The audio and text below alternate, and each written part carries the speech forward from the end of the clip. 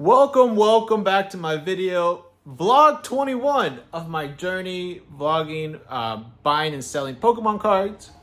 And it has been a grind. Appreciate you guys. If you like this content, subscribe, like the video if you like the video. And in this video, I'm going to be talking about my day buying Pokemon lots. And I'm also going to be talking a little bit about my idea that I mentioned about yesterday of this machine, retrieving machine. I know it's going to be a really complex, hard idea, maybe even too crazy, too wild, but I plan to tackle it little by little each day. If I force myself to even just inch my way to it, I feel like I can make significant progress, and that will feed off itself. I can see that I'm making progress, want to make more progress. You guys can also hold me to it, and I'm always looking for your guys' feedback. I'm going to share my ideas, but if you have feedback on it, I want to know. Collective thinking is way better than individual thinking, in my personal opinion. All right, so let's get started with this video. What did I do today? Today, I bought a lot, and it was a small lot. This was from a seller that I've bought before. I bought 10,000 bulk cards before from her for $25, and that was such an amazing lot. So much 151. Speaking of 151, hopefully you guys know about the reprint. I am taking full advantage of the 151 reprint. I saw at Walmart you can buy this online, so I did. I got I bought 5 of them. I was like, okay, I'm gonna see if this is true, if I can check out. A lot of the times you hear about these deals. This was MSRP $28 for this booster bundle, 6 packs. So I tested it out, it worked, and I'm like, all right, well, let me get a little bit more. Come on out. This opportunity is awesome.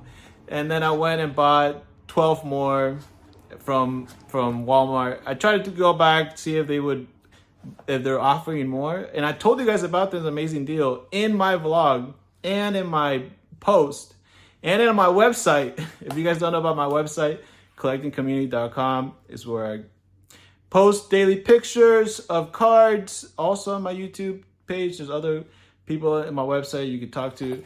Anyways, I'm taking full advantage of the 151 reprint, getting my order from Walmart, 17 packs of these, and I bought some from so on my way to buy the bulk today, the 3 booster bundle, or 3 ETBs full of bulk, I stopped by the grocery store to get some cash, right, from the ATM, and I saw this kiosk, the Pokemon kiosk, and I haven't a chance to purchase from it, to use it, so I needed to test it out for the experience, fam, for science, and I did. It was an interesting experience. It gives you one at a time, so maybe it was just made for you to only purchase one thing, but I purchased 5 of these, so I dropped one. I had to open it, close it, and it actually took a little bit to drop another one. So I did that 5 times, took a little bit. It was interesting, but I like how the selection, touch display, all that fancy, cool, makes it easy, modern, hip. No, I like it. But the reason I'm buying 151 is because it is such an amazing set. As a collector, I love the artwork in it. It has our classic Pokemon, right? 151 of them, the original ones. And as a seller, I am seeing crazy movement in 151. I have 21,000, now almost 22,000 cards in my inventory.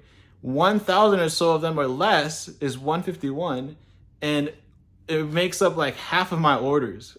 Fams like it, they want it, they can't have enough of it. Maybe that's why Pokemon reprinted it, because they're like, this is too wild. And I know from just talking to people that this set brought them back to the hobby, so that is amazing. I'm gonna be holding on to this, or maybe opening it. Actually, I'm not quite sure, because either way, this would be profitable for me as a seller. It is a little bit more of a risk if I open them, but there's also a little bit more of a potential higher outcome where I can make more money off of it. I could also lose, not lose, but like not make as much. If you don't know, there are some reverses, a lot of them, and hollows in 151 that are like $1. And maybe with the reprint, they're going down a little bit, but it's just a set that everyone wants to collect. And maybe with the reprint, it will go down, but it just hasn't been that available. So the prices have been going up and up and up. So we'll see what happens with the prices. I just like it for display as well. I've been thinking about adding to my background. It'd be awesome to have different walls with different displays. If I have 22 of them, that would add up to something. Maybe I'll try to get a little bit more. We'll see. So that was the first thing I did. I went, picked up these 3 ETB, the bulk lots. And the reason I'm doing this is because, again, this seller I bought before, and they had awesome, amazing cards, a bunch of 151 reverses that I was able to make a couple hundred out of the $25. They just wanted to get rid of it, which I'm willing to go over there, drive, and pick it up. It was a 30-minute drive. Anyways, I picked that up, and I am also thinking about the project that I talked to you guys about yesterday. And for the project, I'm going to be trying to display some visuals. I'll try to push myself to make something in my 3D game engine, Unity. I'm not a modeler, so this is a little bit even more tricky for me. Usually you would model this out. But anyways, I'll try to display something. What I'm thinking is a rack system that way I want to change the least amount as possible. I have my 4-row boxes, so I don't want to create a new system to store the cards. I have thought about that. But I think if I'm using this current system, it would make it a lot easier to add more to it. So I could just have more 4-row box counts and then add the system to it. So what I'm thinking is have it in a rack up and down, and then have the bot be able to move on pillars that are next to the rack so that it can go up and down. Each level will have a different set. So maybe Evolving Skies will be at the bottom, so forth and so forth. So that way the bot can use the vertical height and then go in to a set. Now the tricky part, and where I'm stuck on, is how to actually sort through the cards to pick the right ones out. And that's going to take a little bit of trying to think about it. I have thought about like mimicking fingers, right? Because there's material that mimics human flesh that you can mold and then have motors, right? But that's actually would be way more tricky, because when you go through cards, you kind of have to be very careful, right, on the top to not damage them as you go through them. And when you're looking through, you're looking at an angle, so that wouldn't be the best for the machine. So I've been trying to think about different ways of scanning when you're, first of all, going through the cards and figuring out what the card is. So scanning it. That's going to be an interesting problem to solve. One work around that problem, though, would be to have the system that lists cards, and then when it gets stored at a specific spot so that it knows, okay, 13th card down is a rare Flapple from Evolving Skies, right?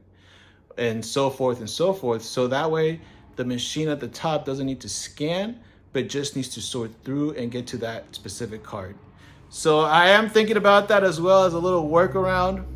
I'm considering everything. Right now I'm at the stages of brainstorming, trying to figure out all the different possibilities before I commit any time and resources, if I am, right, if I see it feasible.